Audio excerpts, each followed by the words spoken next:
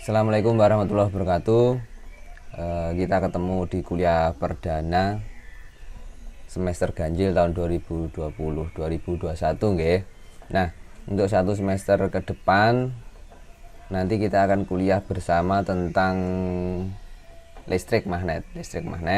Kita kuliahnya listrik magnet nggih. Listrik magnet dengan SKS-nya sebesar 3 SKS. Artinya dengan 3 SKS ini nanti sampean punya tanggung jawab 150 menit untuk belajar bersama saya. Jadi waktu kuliah tatap muka gini, kemudian 100 menit belajar mandiri, dan 100 menit lagi jenengan masih punya kewajiban untuk tugas-tugas ya. Nanti ketiganya ini, komponen ini akan saya dikondisikan sesuai kebutuhan dan kedalaman materi yang sampai nanti akan capai, serta pastinya saya akan fleksibel karena kita kuliah daring, kuliah online, nanti dimungkin ada beberapa hal yang perlu kita kondisikan sesuai kebutuhan dan kondisi penjenengan nanti ya. Jadi di kuliah nanti kita pakai teknik asinkron seperti ini. Saya sampaikan video, nanti monggo silahkan kalau ada pertanyaan bisa di chat lewat LMS atau e-learning dari kampus ini, sudah disiapkan di kampus. Nanti kalau ada kendala-kendala mungkin nanti kita juga akan bergeser ke LMS lain atau pakai Google Classroom dan seterusnya, tapi kita fokus dulu pakai e-learning dari kampus yang sudah disediakan kampus. Betul nggih? Jadi kita kuliah listrik magnet dengan 3 SKS berarti ini kewajiban penjenengan nanti untuk belajar sampai semua ya di rumah. Kemudian target capaian kita untuk belajar ini nanti adalah beberapa hal. Sebenarnya di fisika dasar 2 sudah disampaikan beberapa hal ini atau topik-topik tentang listrik magnet. Tapi di fisika dasar 2 tentunya masih bersifat review atau mengulangi kembali beberapa hal yang sudah disampaikan di SMA atau di aliyah. Nanti di kuliah ini secara spesifik kita akan lebih mendalami lagi, karena nanti ini ya beberapa bab yang akan kita pelajari. Berarti mulai dari elektrostatik, kemudian ada lagi kita pakai warna merah elektrostatik, kemudian ada ini kaitan muatan dan medan ini, kemudian potensial listrik, dan medan listrik muatan yang bergerak, kemudian medan magnetik karena kita belajar listrik magnet, dan kemudian nanti bagaimana listrik dan magnet itu saling komplement atau saling berhubungan untuk menghasilkan induksi elektromagnetik ini. Nah, nanti kita juga akan bahas tentang teori gelombang elektromagnetik berkaitan sama persamaan Maxwell. Jadi kalau di SMA pasti semua materi ini terpisah-pisah, tapi nanti di kuliah ini kita akan belajar bagaimana saling keterkaitannya antara beberapa topik-topik ini nanti. Jadi medan listrik dalam zat materi dan seterusnya ini nanti. Nah, targetnya nanti kan memang sampean mampu memahami konsep niki elektrostatik, kemagnetan, gelombang elektromagnetik, serta medan listrik dan medan magnet dalam zat dan materi dengan pendekatan fisika modern. Jadi nanti kita mungkin pakai pendekatan fisika modern untuk belajar. Nah, monggo disiapkan dengan baik. Beberapa hal nanti ini sama RPS-nya nanti sudah saya sampaikan, bisa di-download nanti nggih. Terus kemudian untuk teknik-teknik penilaian dan seterusnya, karena nanti kita belajarnya daring, maka tugasnya adalah tugas individu saja dengan saya pakai porsi besar. Jadi nanti keaktifan sampean untuk terlibat dalam mengerjakan beberapa tugas itu poinnya juga tinggi. Kemudian tentunya kita ada evaluasi tengah semester sama evaluasi akhir semester, dan nanti sumber referensinya atau bahan ajarnya kita pakai Purcell ya, electricity dan magnetism. Nanti saya lampirkan juga bukunya, sampean bisa download bukunya bahasa Inggris karena kita pakai free. Kalau penjenengan nanti atau sampean cari buku referensi lain yang berbahasa Indonesia silahkan, tapi kalau yang pakai buku ini kan memang free, jadi nanti saya sudah sediakan, saya lampirkan di dashboard atau di di berandanya e-learning kampus, nanti sampean bisa download. Kemudian nanti kalau mau pendekatan lebih dalam lagi, nanti bisa sampean buka bukunya Griffith ini, Introduction to Electrodynamic. Jadi nanti ini biasanya jadi buku acuannya kalau sampean nanti studi lanjut di S2, nanti biasanya pakai Introduction to Electrodynamic. Jadi tinjauannya sudah murni tinjauan atomik, tinjauan partikel atomik. Dan ya, itu buku-buku yang kita pakai. Kemudian nanti apalagi ya, ini ya, ini adalah rencana pembelajaran kita dari minggu pertama sampai minggu ke-16. Minggu ke-16 UTS yang kita agendakan di minggu 8 ini nanti. Ini sudah ada. Ini saya pakai asinkron. Asinkron itu berarti kita tidak pakai virtual meeting. Kalau pakai virtual meeting nanti kita kondisikan kalau ketersediaan kuota sampean masih ada dan mampu, nanti kita pakai sinkron bisa untuk konsultasi. Tapi sementara saya set semuanya untuk asinkron, jadi saya berikan materi lewat video seperti ini, beberapa file-file pendukung, nanti sampean bisa akses secara mandiri di rumah. Dan nanti kalau ada hal yang perlu ditanyakan atau hal-hal yang perlu dikonsultasikan, bisa pakai forum chat di e-learning nanti ya. Dan ini ya, jadi di minggu pertama ini targetnya sampean kita cuma meninjau RPS, kontrak kuliah terkait apa tadi, beberapa hal penilaian dan seterusnya. Dan nanti kita akan sedikit sampaikan tentang teori pengantar elektrostatik yang hanya saya review sedikit saja untuk materi tentang elektrostatiknya. Yang penting ini saya belum sampaikan, meskipun belajar di rumah ya, nanti silahkan tetap dikondisikan sampean seperti biasa berdoa dan bertilawah. Kemudian nanti ketika belajar ini yang penting sampean posisinya harus posisi yang standby untuk belajar, jangan posisi sambil tiduran, nanti pasti fokusnya akan hilang. Jadi tetap kondisikan meskipun belajar di rumah tidak terpantau oleh saya, tidak bisa memantau sampean, tapi kondisikan dalam kondisi yang ready atau siap untuk belajar. Jadi sambil duduk monggo silahkan, jangan disambi-sambi masak atau sambil-sambil kegiatan yang lain. Nonton nggih. Nah, ini seputar RPS dan kontrak kuliah kita. Nonton, ada pertanyaan nanti silakan di forum chat, dan akan saya sampaikan sedikit tentang teori-teori pendahuluan di elektrostatik. Kita tadi akan bahas masalah elektrostatik niku apa saja, muatan nggih. Titik beratnya adalah di sini. Sebentar saya scroll ke atas lagi. Nah, ini. Nah, sebentar dulu. Muatan. Saya sabar. Nah, ini elektrostatik charge and field. Artinya nanti kita belajar tentang muatan,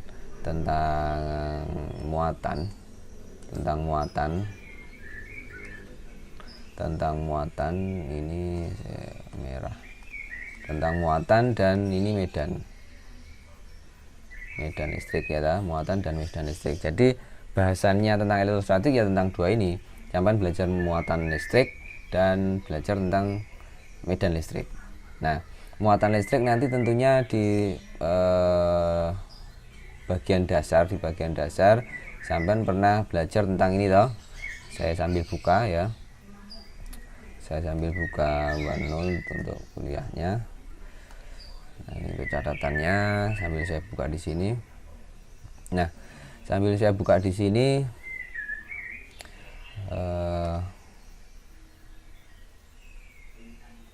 nah, Sambil saya buka di sini untuk elektrostatik, bahasan elektrostatik. Bahasan dari elektrostatik ini meliputi sampai belajar tentang muatan dan medan listrik. Oke, muatan dan medan listrik. Nah, di muatan sendiri nanti ada interaksi muatan. Interaksi muatan ini nanti tentunya akan bahas tentang apa? Gaya Coulomb. Gaya Coulomb. Nah, interaksi antar dua muatan. Kemudian di medan listrik juga nanti akan membahas tentang, kalau medan berarti kan pengaruh muatan. Pengaruh muatan di sekitar lokasi atau posisi muatan tersebut. Nah, ini bahasan dasar dari elektrostatik. Sekarang kita kembali lagi ke buku, bahwa nanti di konsepnya elektrostatik yang pertama sampai akan belajar ini, langsung silakan dibaca sendiri, quantitation of charge, itu pakai Coulomb satuannya kan gitu toh. Nah, kita langsung review kembali tentang hukum Coulomb. Nah, di hukum Coulomb sendiri sampean ini ada Coulomb law ini toh. Two stationary electric charge repel or attract, menolak atau menarik one another, satu dengan yang lainnya, with a force, dengan sebuah gaya proportional to the product of magnitude, besar of charge, jadi sebanding dengan perkalian besar muatan kedua partikel itu, and inversely proportional to square of distance. Jadi di gaya Coulomb sendiri sampai pernah belajar di fisika dasar, di SMA juga, kalau ada muatan, ini muatan, kemudian ini muatan gitu kan, kemudian ini dia terpisah sejauh r, maka nanti ini muatan misalkan positif, ini hanya review saja, seharusnya sampean sudah paham. Ini muatan negatif gitu kan, berarti kalau dua muatan yang saling berbeda jenis muatannya, maka nanti akan saling tarik menarik. Artinya di muatan yang pertama, muatan kedua ini, muatan yang pertama nanti akan merasakan dampak interaksi disebabkan oleh muatan yang kedua. Berarti di muatan pertama nanti akan merasakan tarikan dari muatan yang kedua. Jadi di sini ada gaya seakan-akan muatan kedua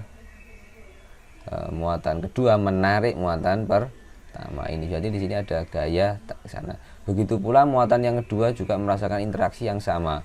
Nanti ini tertarik ke sini. Nah, ini adalah gaya yang dirasakan muatan satu akibat pengaruhnya muatan dua. Ini gaya yang dirasakan muatan dua akibat pengaruh muatan satu.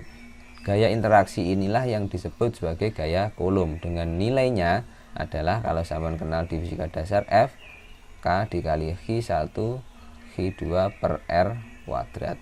Ini sebanding dengan perkalian muatannya dan berbanding terbalik dengan kuadrat dari jarak pemisahnya ini R ini. Nah, nanti kalau kita tinjauannya fisika dasar dan fisika elektromagnetik, ini yang kita sudah akan arahnya lari juga ke notasi vektor dan seterusnya. Kalau 3 dimensi, karena beberapa muatan nanti akan melibatkan notasi vektor, kita harus, gaya ini kan adalah besaran vektor, maka nanti kita perlu besar dan perlu arahnya. Perlu besar dan arahnya. Ini adalah besarnya, persamaan ini adalah besarnya. Kemudian arahnya ditentukan dengan searah dengan R vektor satuan R. Maka di sini nanti nilainya F yang dirasakan oleh masing-masing muatan akibat interaksi dua muatan tadi adalah K1 K2 dikali R capil. R capil ini adalah unit vektor atau vektor satuan. Wes ya, eling toh. Nah, ini adalah tinjauan-tinjauannya, nanti saya ingatkan kembali, saya refresh. Kemudian arahnya berarti satunya ke kanan, satunya ke kiri, kan gitu aja. Kalau nanti muatannya ternyata ini adalah muatan yang sama jenis, positif dan positif, misalkan kalau positif dan positif, misalkan muatannya positif, yang satu di sini Hi plus, di sini ada Hi negatif, muatannya negatif, positif juga tadi. Nah, kalau sama berarti nanti ini akan tertarik oleh sama ini berarti apa? Sama ini berarti tolak menolak, ini sana. Ini berarti ketolak ke sana oleh muatan 2 ini. Ya, ini juga ketolak ke sana. Gitu kan? Begitu pula kalau sini Hi negatif dan sini juga Hi negatif. Berarti kalau sama muatannya yang berinteraksi, maka nanti akan saling tolak menolak. Kalau berlawanan jenis akan saling tarik menarik. Itu saja yang perlu saya refresh untuk hukum Coulombnya.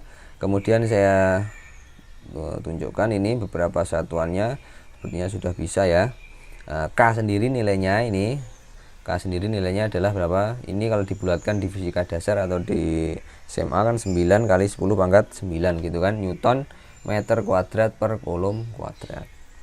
Oke ya, dengan nilai K itu adalah 1/4 pi epsilon 0. Epsilon 0 ini apa? Epsilon 0 ini adalah permitivitas ya, permitivitas. Oke. Permitivitas dengan nilainya adalah ini 8,85 kali 10 pangkat min 12 Coulomb kuadrat per Newton meter kuadrat. Gitu ya. Ini tadi apanya? Kalau tadi kita ini tulis sebagai K kan gitu aja.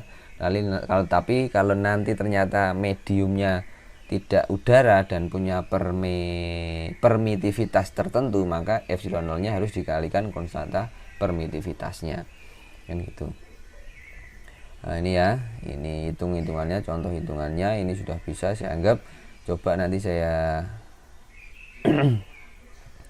Oke, terus ini ada lagi yang penting apa lagi saya lupa ini persamaannya. Jadi ada sistem apa? Kalau di sistem satuan ada sistem CGS sama MKS. Kalau di sini atau SI, satuan internasional, sama satuan CGS, centigram second kan gitu loh. Masih ingat toh?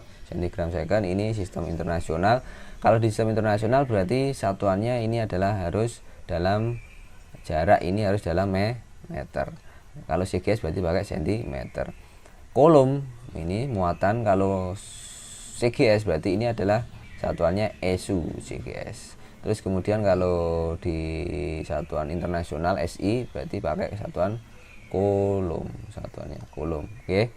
Gitu aja. Kemudian 1 Coulomb ini sama dengan 2,998 atau bisa disingkat 3 gitu aja, dibulatkan 3 kali 10 pangkat 9 ESU. Nah, 1 Newton sendiri kalau ini besaran gaya berarti kan sistem internasional, nanti 10 pangkat 5 dina. Itu aja ya. Ini nilainya. Nilainya itu kemudian kita geser ke bawah, kita lanjutkan. Ini ada example relation between one Coulomb and one ESU. Nah, ESU ini hanya apa namanya, persamaan nilai antar satuan. Jadi sistem satuan internasional yang diwakili Coulomb ini dibandingkan dengan ESU CGS. Jadi kalau nanti so that one Coulomb equal 299 ESU atau 3 kali 10 pangkat 9 ESU, which generally can be approximate by 3 kali. Nah, ini kan secara umum nilai 2,998 ini bisa didekati atau dibulatkan dengan nilai 3 kali 10 pangkat 9.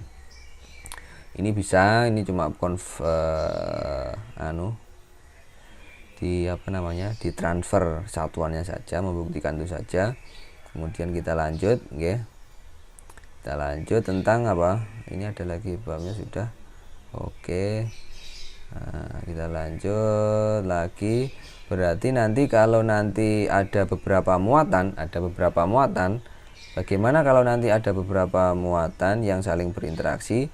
Berarti tadi kan kita pakai prinsip-prinsipnya vektor. Jadi untuk interaksi muatan, jadi kalau ada beberapa muatan, ada beberapa muatan yang saling berinteraksi, berinteraksi, maka nanti kita pakai prinsip vektor analisis. Kita pakai prinsip vektor analisis. Maksudnya gimana? Jadi maksudnya begini. Kalau nanti ternyata misalkan di sini ada sistem muatan, tadi kan hanya 2 muatan, oke? Kalau ini ada muatan 3, Hi1 misalkan dia berhubungan dengan Hi2, kemudian ada hubungan lagi dengan Hi3 kan. Nah, ini misalkan. Nah, berarti nanti jika kita diminta untuk menentukan berapa resultan gaya kolom pada muatan 3, maka nanti kita fokus melihatnya adalah di muatan ke-3. Jadi muatan 3 ini menjadi fokus analisisnya. Artinya nanti kita tinggal cek di muatan 3 ini dia mendapatkan interaksi dari muatan 2 dan muatan 1. Kita cek dulu kalau jenis muatannya di sini misalkan muatannya apa? Misalkan di sini positif semua aja ya, positif, ini juga positif. Berarti nanti muatan 3 ini berarti fokusnya di sini muatan 3 itu nanti dipengaruhi oleh interaksi dari muatan 1. Karena sama-sama positif maka ini tertolak ke sana. Gitu, okay? Ini berarti ada F3 oleh muatan 1. Kalau ini berarti mempengaruhi ini juga sama-sama positif, berarti menolak ke sana. Gitu, misalkan begini. Berarti ini adalah F3 oleh muatan 2. Nah, ada 2 vektor gaya yang bekerja di muatan 3. Ada 2 vektor F31 dan F32. Maka nanti besar resultannya gaya ini di F3 ini di muatan 3. Berarti nanti kita tinggal pakai prinsip resultan gaya ya. Ini tinggal kita pakai poligon, cara poligon ini aja. Nah, ini kita bisa tentukan resultan resultan gayanya seperti ini. Berarti ini adalah F3 dengan sudutnya ini misalkan theta, maka nilai F3 saya ganti warnanya biar jelas. Berarti nanti nilainya F3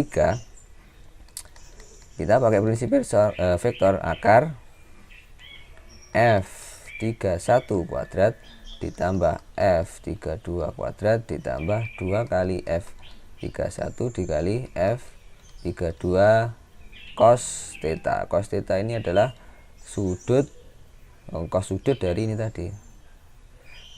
Cos sudut dari ini.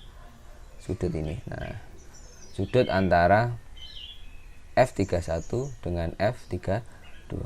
Ini adalah prinsip-prinsip vektor yang kita pakai untuk menentukan analisis resultan. Itu ya. Jadi karena gaya namanya gaya kolom meskipun namanya beda-beda, tapi gaya itu tetap kita pakai analisis vektor. Oke ya. Kita ganti lagi ke selanjutnya, maka di sini nanti ada 2 vektornya kan ini. Saya tunjukkan. Nah, ini kan ada R31, R32. Kalau nanti ada beberapa ini muatan 1, 2, 3. Saya perjelas tadi sama intinya seperti itu. Nah, sekarang satu lagi yang menjadi pokok reviewnya sebelum saya nanti ke minggu depan lebih lanjut. Ini sudah berapa menit videonya? Rakoso 24 menit ya. Nanti karena kita kuliahnya 3 SKS, jadi ya saya usahakan per satu video kita bisa handle berapa menit, 50 menit untuk satu video misalnya gitu ya. Jadi nanti di 50 menit sampai bisa belajar lihat videonya. Di 100 menit berikutnya nanti sampean bisa mengerjakan ada tugas-tugas yang saya berikan. Jadi tetap kita belajar bisa 150 menit gitu ya. Nanti saya kondisikan ini sudah 25 menit, gampang. Kita lanjutkan dulu tentang apa ini? Tentang energy of system charge. Berarti kita belajar masalah energi. Nah, energi ini berkaitan sama tadi apa? Gaya dan apa? Perpindahan atau jarak, kan gitu toh. Nah, ini kan dua hal yang saling yang mendukung terjadinya energi usaha sama dengan gaya kali perpindahan, kan gitu. Jadi secara dimensinya nanti energi itu ada dimensi gayanya dan dimensi jarak atau perpindahannya. Nah, bagaimana kalau di muatan? Energy of a system charge. Nah, sekarang ini. In principle, Coulomb law is all three is In principle, Coulomb's law is all there is to electrostatic. Jadi pada prinsipnya hukum Coulomb ini berkaitan dengan fenomena elektrostatik.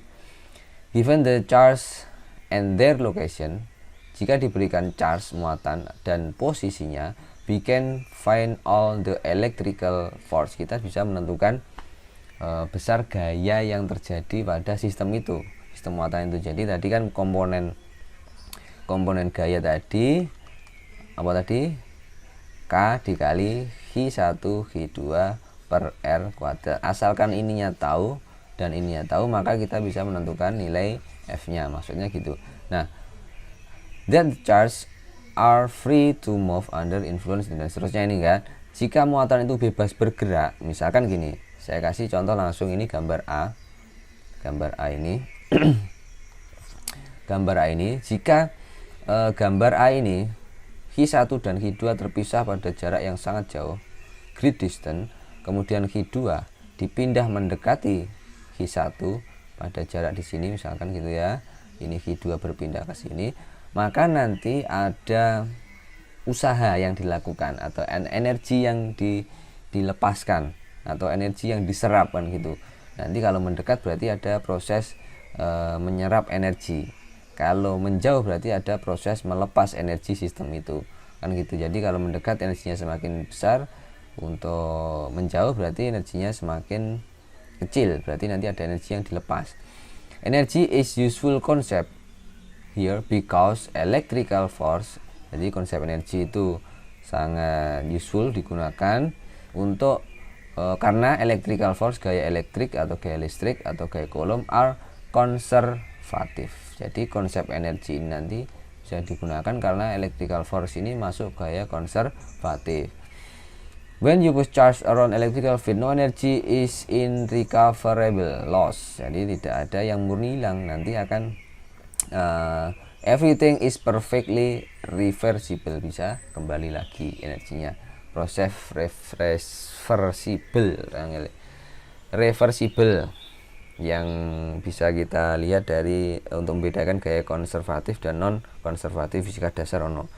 Wes, tak teruskan, tak lanjutkan. Nah, nanti ini di gaya itu nanti the force that has to be applied to move one charge toward the other is equal and opposite to the Coulomb force. Nah, tadi yang saya sampaikan di sini tadi, kalau ini muatan Hi2 kita pindah mendekati muatan Hi1, maka ada energi yang dilepas atau yang diserap. Nanti nilainya itu adalah ini, bergantung ini adalah apa? Usaha atau kerja yang dilakukan sistem.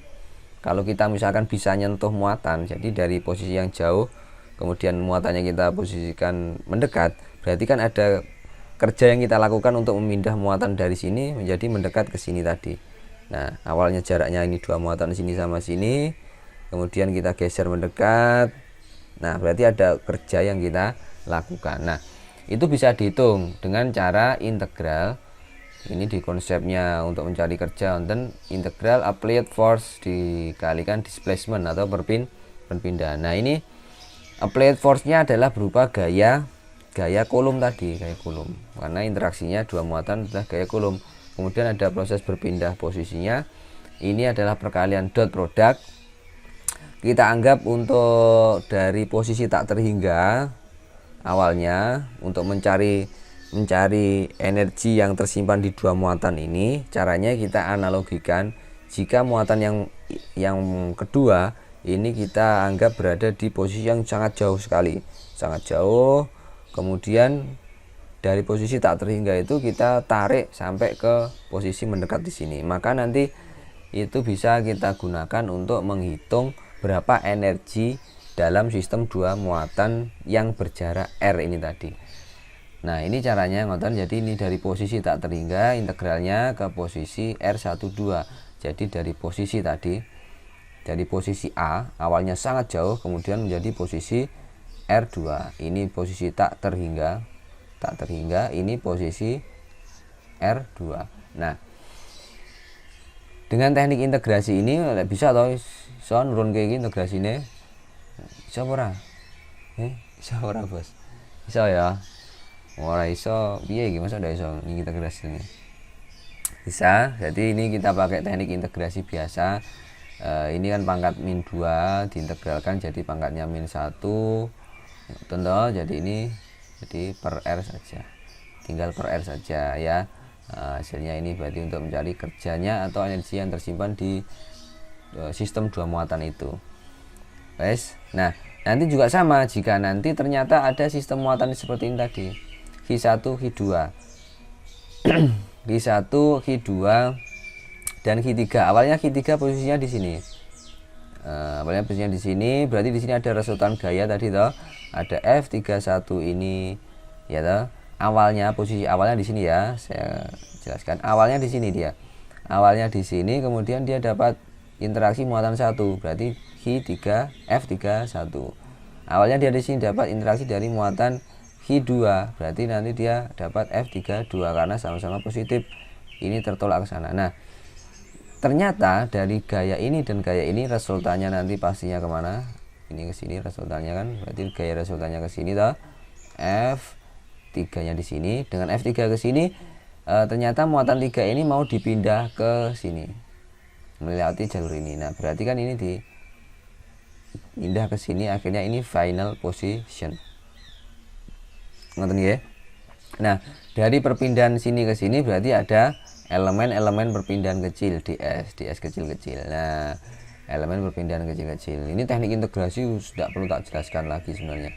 Nah maka nanti di situ tinggal sama W3 yang dilakukan W3 berarti nanti adalah resultan gaya F3 tadi awalnya yang di sini tadi ya toh. F3 ini resultan dua gaya ini dot ds karena untuk mencari usaha itu atau kerja kan kita perkalian produk gaya dengan displacement atau perpindahan.